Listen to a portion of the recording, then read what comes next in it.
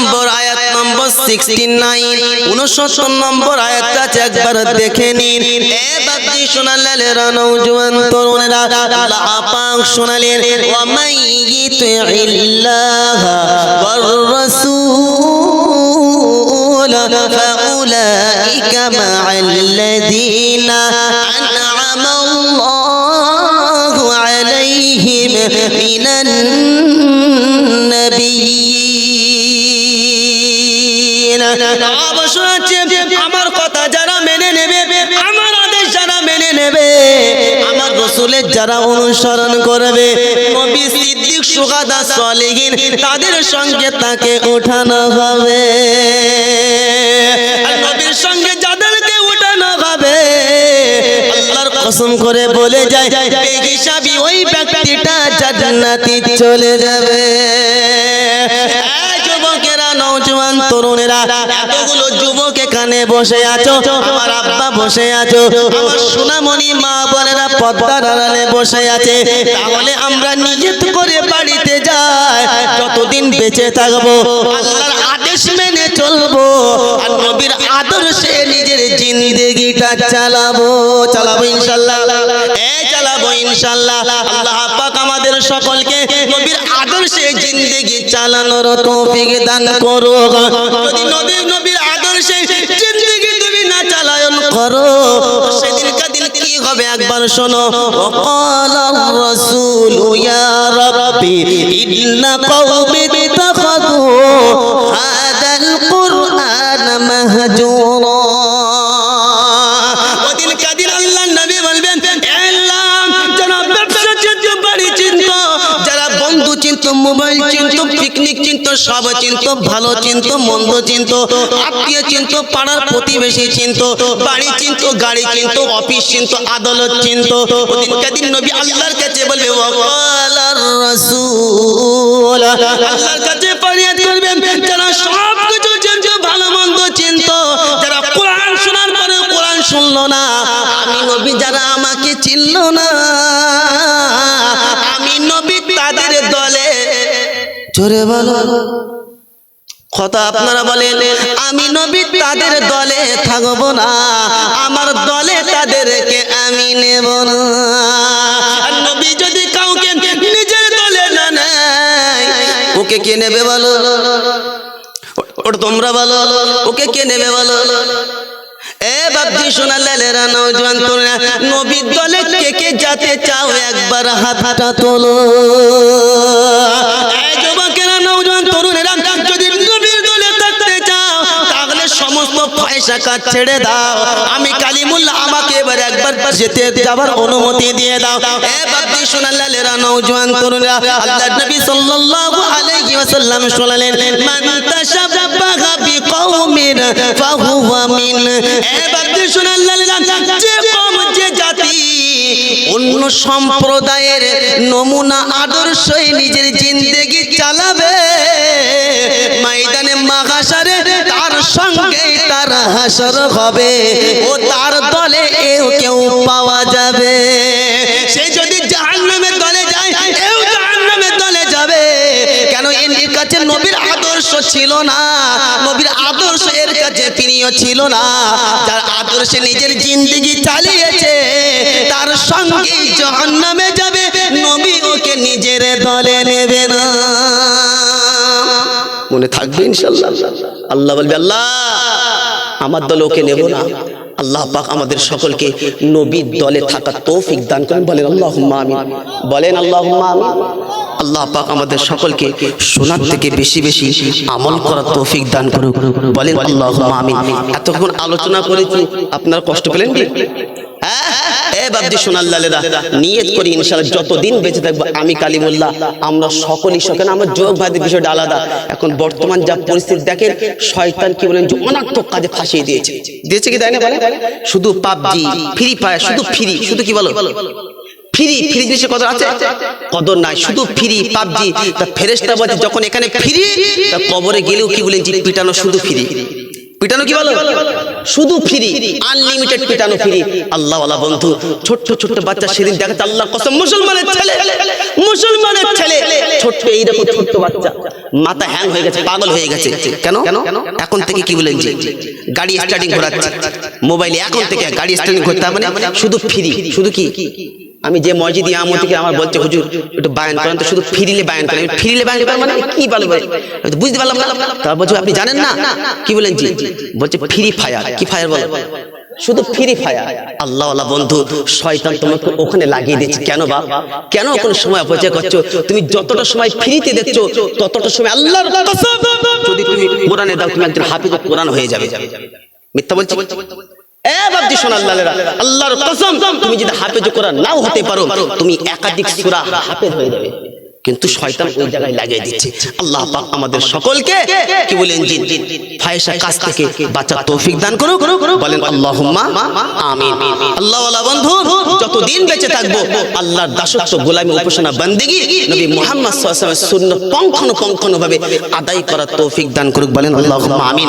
কিন্তু এই জিন্দেগিটা, আপনার এই যৌবনীটা শয়তান কখনোই চায় না কাজে লাগানোর জন্য।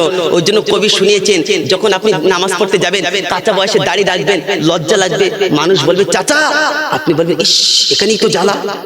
তাহলে এখন বুঝতে পারছি গ্রামের লোক কেন দাড়ি রাখে না। কথা বুঝতে পারছেন না? দেখো বয়স এখন 23, বলছে চাচা, এ তখন বলছে এ তো জ্বালা, দাড়ি আর রাখবো না বাবা, দিচ্ছে একবার চালিয়ে। এ বাবজি সোনার লালেরা না, ওই জন্য কবি শুনিয়েছেন, কি শুনিয়েছেন, কি শুনিয়েছেন? জিন্দেগি মে বন্দেগি তো করনা হে,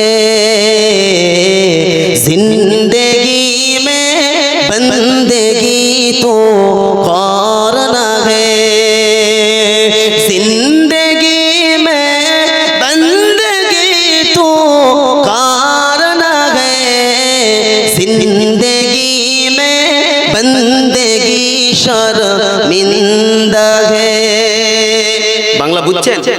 শয়তান আপনার ইবাদত করতে দেবে না। শয়তান বলে এখন অল্প বয়স, কেন দাড়ি রাখছিস, কেন কথা, যখন 45 হবে দাড়ি পেকে যাবে তখন যাবি, সপ্তাহে একদিন তো যাস, কি দরকার ছিল বারবার যাওয়া? কথা বুঝতে পারছেন না?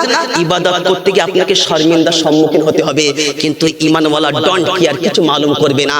ঈমানওয়ালা সব কিছু হার মানিয়ে আল্লাহর রাজির জন্য ঈমানওয়ালা মসজিদে গুটি গুটি পায়ে থেকে এগিয়ে যাবে।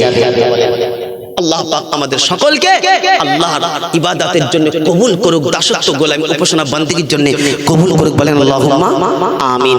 ওয়া আখির দাওয়ানা আনিল হামদুলিল্লাহি রাব্বিল।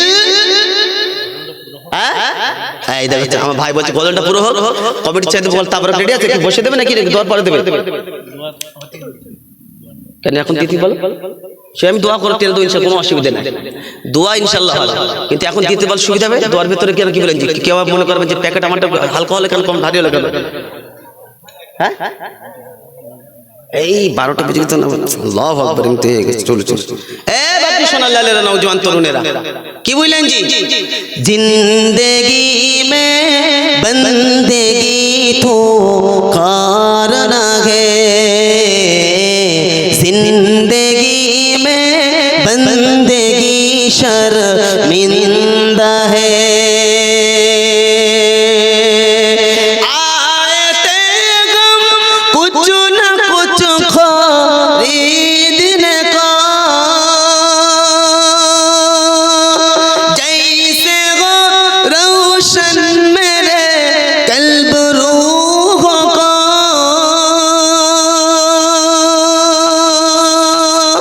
वरना कोई चारा तो जा हमें नहीं, वरना तो कोई चारा जहाँ में नहीं, जिंदगी में बंदगी तू करना है, जिंदगी में बंदेगी शर्मिंदा है, जिंदगी में बंदेगी शर्मिंदा है। दुनिया में गो दुनिया का तालबगार न हो, बाजार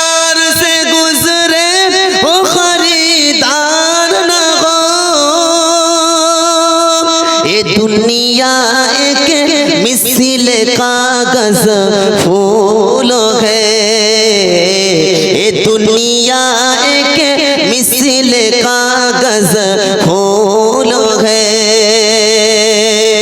जिंदगी में बंदगी तुम कारण है, जिंदगी में बंदगी शर्मिंदा है। আল্লাহর কসম করে বলে যায়, ইবাদত যখন করতে যাবে মানুষ উপহাস করবে, মুনাফিক উপহাস করবে, ঈমানওয়ালা কিছু মনে করবে না।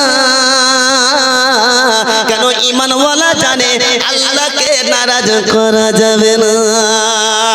এ বান্দি শোনা, লালেরা, নওজোয়ান তরুণেরা, ঈমানওয়ালা যখন সিজদাতে গিয়ে বলে সুবহানা রাব্বিয়াল আলা, আল্লাহ পাক বলতে থাকে, আল্লাহ পাক বলতে থাকে, বান্দি শোনা, লালেরা, ও ফেরেশতা, বান্দা আমার পবিত্রতা সাক্ষ্য দিয়েছে, বান্দা আমার পবিত্রতা বর্ণনা করেছে, আমি বান্দাকে পবিত্রতা না করে মৃত্যু দেব না। এ যুবকেরা, নওজোয়ান তরুণেরা, আমার সোনামণি মা বোনেরা, বান্দা যখন বলে রব্বিয়াল আলা, আল্লাহ পাক বলতে থাকে, ফেরেশতা সাক্ষী দাও, আমার বান্দার সম্মানকে উঁচু করে দেব, ঈমানওয়ালাকে আমি বেইজ্জতি হতে দেব না।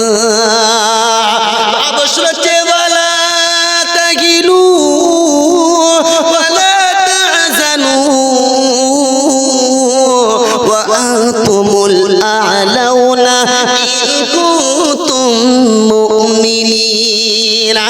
ঈমানওয়ালা চিন্তা করবি না, ঈমানওয়ালা ঘাবড়াবি না। পুরো পৃথিবী যদি তোদের বিরুদ্ধে চলে যায় কিছু করতে পাবে না। ঈমানওয়ালার সঙ্গে আছেন যিনি, তিনি হলেন রব্বানা। ঈমানওয়ালার সঙ্গে যদি আল্লাহ থাকে, কোনো অসুবিধা আছে? আর কোনো ভয় আছে বলো? কোনো ভয় না। আর আল্লাহ পাক শোনাচ্ছে, তুই যখন আমার আলা বলেছিস, আমি আল্লাহ তোকে উঁচু রাখবো, নিচু তোকে হতে দেব না। কেন? আমি আল্লাহ ইজ্জতের মালিক। ইজ্জতের মালিক কে বলো? কুলিল্লাহুম্মা মালিকাল মুলকি তুতিল মুলকা মা তাশা ওয়া তানজিউল মুলকা মিম্মা তাশা ওয়া তুইজ্জু মা তাশা ওয়া তুদিল্লু মা তাশা বিয়াদিকাল খায়র ইন্নাকা আলা কুল্লি শাইইন কাদির। দ্বিতীয় পারা সূরা আলী ইমরানের 26 নম্বর আয়াতে আল্লাহ পাক শুনে, হাবিব তুমি বলে দাও, আমি আল্লাহ যাকে চাইবো তাকে বাদশাহত দেব, আমি আল্লাহ যাকে চাইবো বাদশা থেকে তাকে নামিয়ে দেব, আমি আল্লাহ যাকে চাইবো তাকে সম্মান দেব, আমি আল্লাহ যাকে চাইবো তাকে বেইজ্জতি করব। সব কিছুর উপরে ক্ষমতাবান আমি আল্লাহ, অন্য কেউ না। ইজ্জতের মালিক কে? বেইজ্জতের মালিক? সবকিছু ক্ষমতার মালিক কে? আল্লাহ। সেই আল্লাহ বলছে, ঈমানওয়ালা তোরা চিন্তা করিস না পাগলা, তোদের সঙ্গে আমি আছি একা। জোরে বলেন সুবহানাল্লাহ। আল্লাহ শক্তি বেশি না দুনিয়া শক্তি বেশি? জোরে বলো। আমরা বলি আমাদের কি আছে বলো? এ বোকা কথাকার, আমাদের কিচ্ছু নাই, আমাদের পুঁজিপাটা বেলেঘাটা না, আমাদের সবথেকে বড় সম্পদ আল্লাহ দিয়েছে ঈমান। আর কি লাগবে বলো? হ্যাঁ, পুঁজিপাটা বেলেঘাটা তুমি মনে করছো ওটা তো দুনিয়ার কথা। আল্লাহর কসম, ঈমানওয়ালা ঘাবড়াবে না। আর ঈমানওয়ালা কোনোদিন ঘাবড়ায় না। ঈমানওয়ালা মৃত্যুকে ভয় করে না। কারণ ঈমান হালাতে মৃত্যু হয়ে গেলে জান্নাতের দরজা তার জন্য থাকবে খোলা, বন্ধ হবে না। বলেন সুবহানাল্লাহ। তো রব সে ঈমানওয়ালা তোকে সবথেকে বড় নিয়ামত ঈমান দিয়েছে। আর কি লাগবে বল? আর কি লাগবে? ঈমান আল্লাহ পাক আমাকে আপনাকে দিয়েছে। ওইজন্য আল্লাহ পাক আমার এবং আপনার ঈমানকে হেফাজত রাখার জন্য আল্লাহর হুকুম, নবীর তরিকা মেনে চলতে হবে। চলবে ইনশাআল্লাহ। আল্লাহ পাক আমল করার তৌফিক দান করুক। শেষ করেছিলাম, ফের টেনে দিলাম ভার কথা শুনে। আল্লাহ পাক আমাদের সকলকে নিজের জিন্দেগিতে নবীর সুন্নাত ধারণ করার তৌফিক দান করুক। বলেন আল্লাহুম্মা আমিন। ওয়া আখির দাওয়ানা আনিল হামদুলিল্লাহি রাব্বিল আলামিন। বাহ, সব মুখস্থ আলহামদুলিল্লাহ। মাশাআল্লাহ। তারপর কি দোয়ার মধ্যে দেবে নাকি আগে দিয়ে দেবে? দোয়ার মধ্যে দেবে? দেখো তারপর চালু হয়ে গেছে।